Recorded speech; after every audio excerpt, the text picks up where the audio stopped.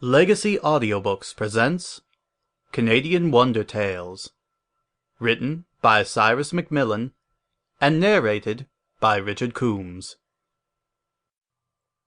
Preface.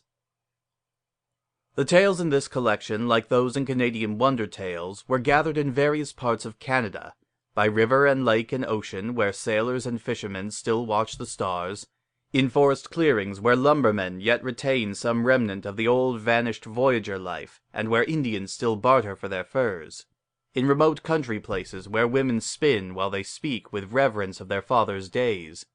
The skeleton of each story has been left for the most part unchanged, although the language naturally differs somewhat from that of the storytellers from whose lips the writer heard them. It is too often forgotten that long before the time of Arthur and his Round Table, these tales were known and treasured by the early inhabitants of our land. However much they may have changed in the oral passing from generation to generation, the germ of the story goes back to very early days beyond the dawn of Canadian history. Canada is rich in this ancient lore.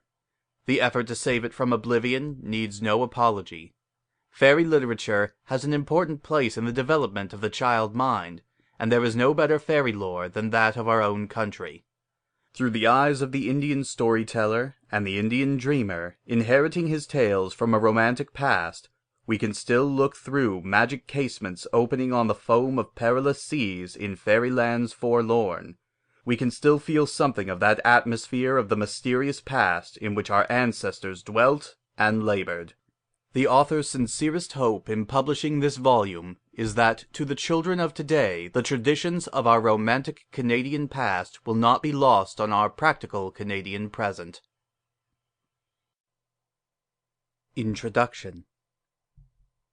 Professor MacMillan has placed all lovers of fairy tales under a deep debt of obligation to him. The fairy tale makes a universal appeal both to old and young. To the young, because it is the natural world in which their fancy delights to range, and to the old because they are conscious again of the spirit of youth, as they read such tales to their children and grandchildren over and over again, and rejoice in the illusion that after all there is not a great difference of age which separates the generations. The fairy tale makes this universal appeal because it deals with the elemental in our natures that is the same in every age and in every race. In the Canadian tales which Professor MacMillan has so admirably gathered from Indian sources, we find the same types of character and scenes of adventure that we do in the tales of the German forests, of Scandinavia, England, or France. There is in us all an instinctive admiration for the adventurous spirit of the fairy tale, which challenges the might that is cruel and devastating, and for the good offices of the fairies which help to vindicate the cause of the noble in its conflict with the ignoble, right with wrong. The origin of the fairy tale is to be traced always to the early stages of civilization, and it is very gratifying to be assured from time to time that man possesses certain natural impulses which spring from an inherent sense of honor, and the desire to redress the wrongs of the world. Professor MacMillan has been successful in presenting the Indian folklore in a most engaging manner. The stories have all the delightful charm and mystery of the Canadian forests. They have penetrated into the heart of nature, but also into the heart of man. John Grier Hibben. How Glooskap Made the Birds. Once upon a time, long before the white men came to Canada, there lived a wicked giant who caused great trouble and sorrow wherever he went. Men called him Wolf-Wind. Where he was born no man knows, but his home was in the Cave of the Winds, far in the north country in the Night-Night Land.